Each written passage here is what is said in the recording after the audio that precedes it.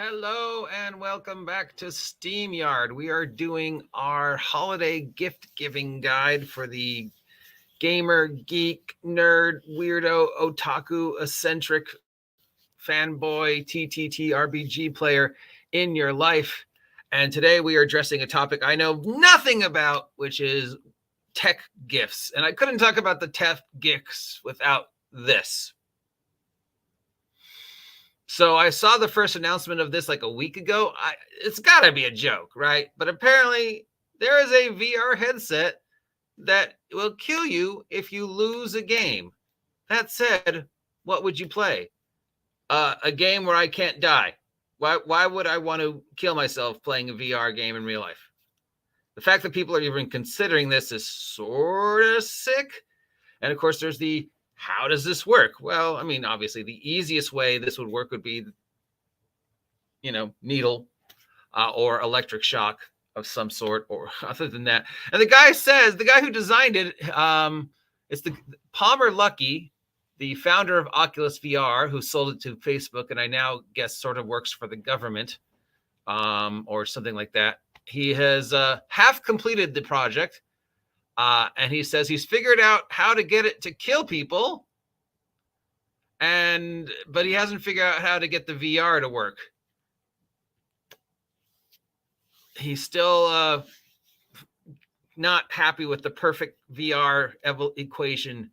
So, but he's figured out how to get it to work and kill you.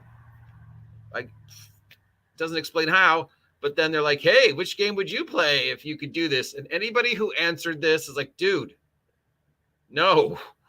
Why would you want to play any game if you actually die in the game? You die in real life, other than of course, the ever existing meme of you die in the game, you die in real life. Lawnmower Man, however. So yeah, I had to show this because it exists, and I said I would, and I think this is ridiculous. It's got to be a joke. It got to be a joke. But I will post the link down below. But yeah, okay, so moving on. What is the best VTT? What is a VTT? So VTT is virtual tabletop. Virtual tabletops. And there's a couple of them. Foundry, Roll20, Fantasy Grounds, of which I am a Fantasy Grounds affiliate. So if you're planning on getting a virtual tabletop simulator, I highly suggest Fantasy Grounds, because I'm a Fantasy Grounds affiliate. Tabletop Simulator, Tabletop Owlbear. There's another one that does it in Minecraft, but I don't think this one is very high. So Roll20 is probably the biggest, the most well-known. I have played on Roll20. I have played on Owlbear. I like Owlbear because it's free and it's very simple. I've done a review of Owlbear before. And it was very simple. But basically, it's this, okay? Best, it's a computer program that allows you to put all your gaming stuff onto the comptometer. It allows everybody else to access the same thing, so they all see what the DM is putting down in the comptometer and do pretty much everything that they would normally do in a real game on the comptometer. Now, the problem with this is that there's twofold. One, everybody's got to have access to a comptometer to be able to use the VTT. And two, you got to have a good interweb access, okay? And I am playing in two different online games using two different VTTs. Both have their advantages and disadvantages. Right now, the Roll20 kind of works better for me of the two I'm in, of course, except for Fantasy One, because I'm a Fantasy Flight affiliate, so that's probably the one you should get. Shameless plug, links down below. But yeah, each one has their advantages. Each one of them has their disadvantages. Some games work better on different ones than other games. They're all sort of originally designed to run D20 fantasy and have maps and stuff, but and how the things will look. But basically, it just replaces figures, maps, and it gives you a source to have all the stuff, dice rolling, everything in one place. But of course, because you're dealing with a comptometer and the interweb, it is only as good as your comptometer and interweb. if your comptometer interweb speed is not as good at point A as it is at point B, then it's only ever going to be as good as the comptometer. So, I have experience with three different systems, including Albert Radio, which is my favorite because it's the easiest. And of course, the one that I'm affiliate of.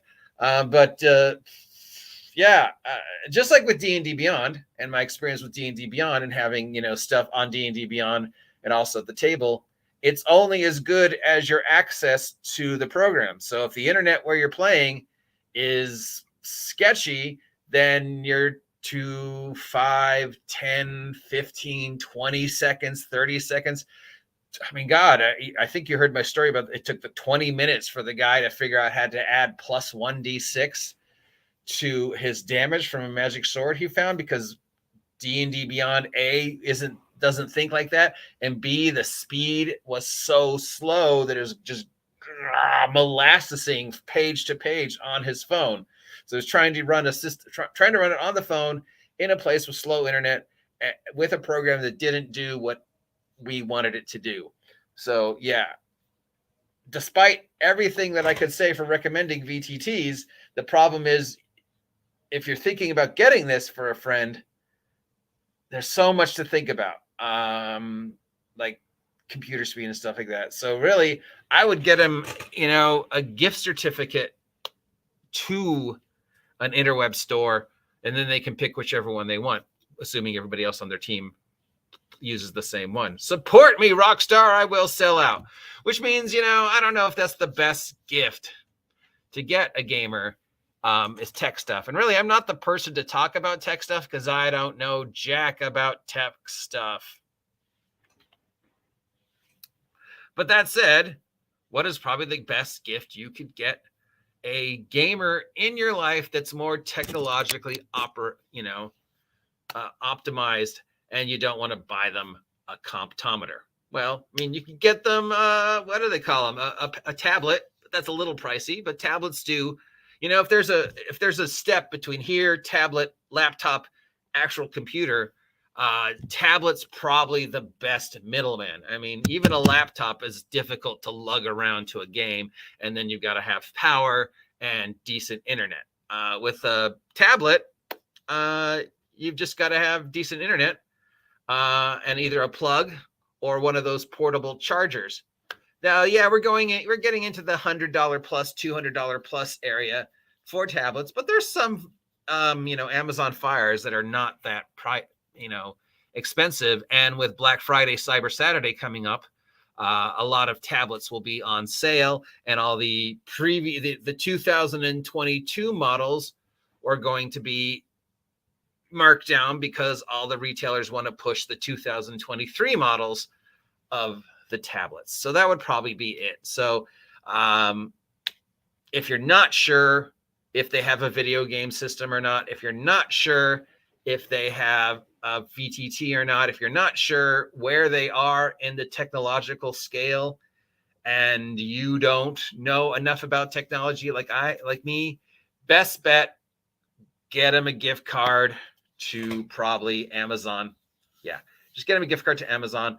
Let them go and buy their own whatever they want. Now, of course, the trouble with tech toys is the decent stuff is kind of pricey. We're talking, bare minimum $75 to $100. Sure, there's things like, digital dice rollers and laser pins, and you could just get them, apps. You could get them video game systems, but yeah, and video games for the game system. If they have a game system, like if they have a Nintendo or a Sega or a PlayStation, just, casually walk around their house and see, oh, I see you've got the PlayStation. And then walk around and look at their video game collection and go, oh, okay, you have a video game collection. I see them.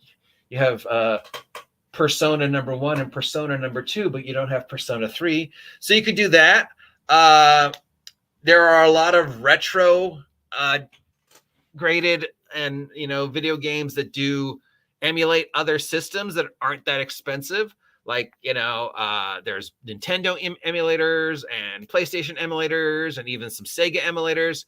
And you can usually find them in the stores that do kind of that kind of thing. You won't find them in Target because Target obviously has very specific deals with PlayStation and Nintendo and stuff like that. But you can find emulators out there online and at, electronic stores and stuff. Is there still a thing as electronic stores? I don't think Fry's is a thing anymore, right? Fry's is gone, right? Fry's, yeah. So yeah, if you think that they're a video game guy or gal, and it's like, you know what? Everybody loves the Nintendo 64. I don't think there's any person who is even, 13 miles away from understanding video gaming who doesn't love the N64. Even my mom knows about the N64. And there's N64 emulators that are only like $55 and can still run Mario Kart and GoldenEye, two of the greatest video games of all time. So yeah, you could do a N64 emulator. You can find refurbished N64s and refurbished stuff for really cheap for video games. Also, again, Black Friday is coming up, and right after Black Friday is Cyber Saturday, and then Small Business Sunday. So this is if you want to get them something electronic, this is the best time, because Black Friday sales, what you really want to look at for Black Friday sales, as somebody who worked Black Fridays for many years, which I secretly always loved working Black Fridays for a lot of reasons. Everybody like, you're insane. That's the worst holiday to work. It's like, in all the Black Fridays I worked, I only saw like 3 horrible things. Mostly I loved the super secret double overtime, and I love the look of disappointment. I know it's totally evil of me, but I love the look of disappointment of people when they got, and they're like, do you have in stock? And I'm like, drinking my hot cocoa. No, we don't have that one. But the flyer says you have it. No, the flyer says Target has it. The flyer does not say this Target has it. You should have called ahead. Yeah, that was always fun. I know, it's horrible. But yeah, Black Friday is coming up. Cyber Saturday is coming up. And what you want to look for at a Black Friday, Cyber Saturday sale, if you are thinking I want to get them a virtual tabletop or a virtual or something, is the 2022 models being pushed out to make room for the 2023 models.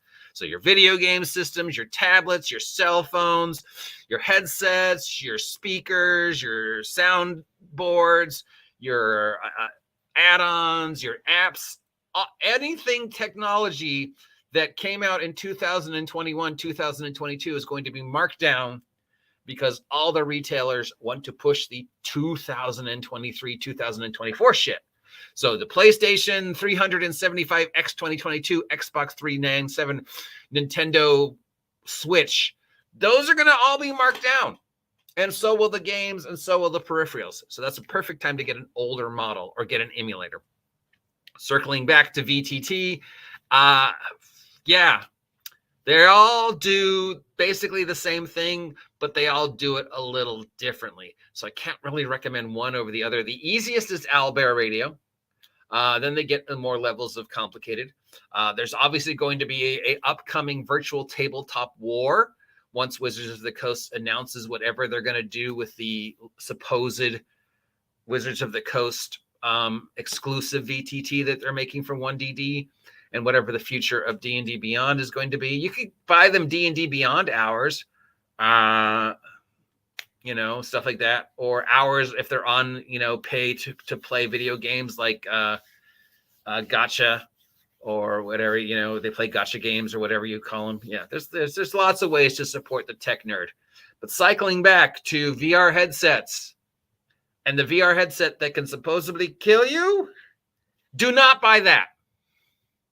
I probably haven't helped you at all, other than my insight into video games and digital technology. So again, in clothing, the only thing I can say for certain in regards to technology for the tech nerd in your life is Black Friday, Cyber Saturday, end of the year sales. Look for the stuff that is being priced out to replace the new models, because the 2022 PlayStation and the 2023 PlayStation are basically going to be the same thing. But the 2022 Nintendo is going to be marked down because they have to. They are incentivized to make that table space available for the 2023, 2024 models. So That's what you should look for. And if you are going, well, I want to get them something that's digital that they can take to the game, I would say get them a tablet. Tablets don't run that expensive right now, especially if you get an older model. It does, the dice rolling. It does the PDFs. It runs all the programs. It's easy to carry. The screen is big enough that it actually matters. It's basically a small laptop. They're pretty powerful. They can do everything a laptop does, and you can get a portable charger for another $25, and then you don't have to worry about plugging it in. Of course, when you're dealing with electronical thingies, running interweb thingies, you gotta consider what is the interweb/computer speed of wherever I'm going, which is always the problem that doing anything with these virtual things is going to run into. So have I helped at all? I don't know. You tell me. But I couldn't let this pass without showing you the thingy. Till next time, I'm the OGGM. If you haven't had a chance to subscribe yet, please subscribe. Help me hit 1,000 subs. Please support me. Check out the links. Check out my merch, because the best thing you can get, the gamer, geek, otaku, fan, Game Boy, eccentric, weirdo, tabletop role-playing player for the holidays is OGGM merch. Till next time, I will see you. And to the individual who made the virtual headphone thingy that can kill you, shame on you.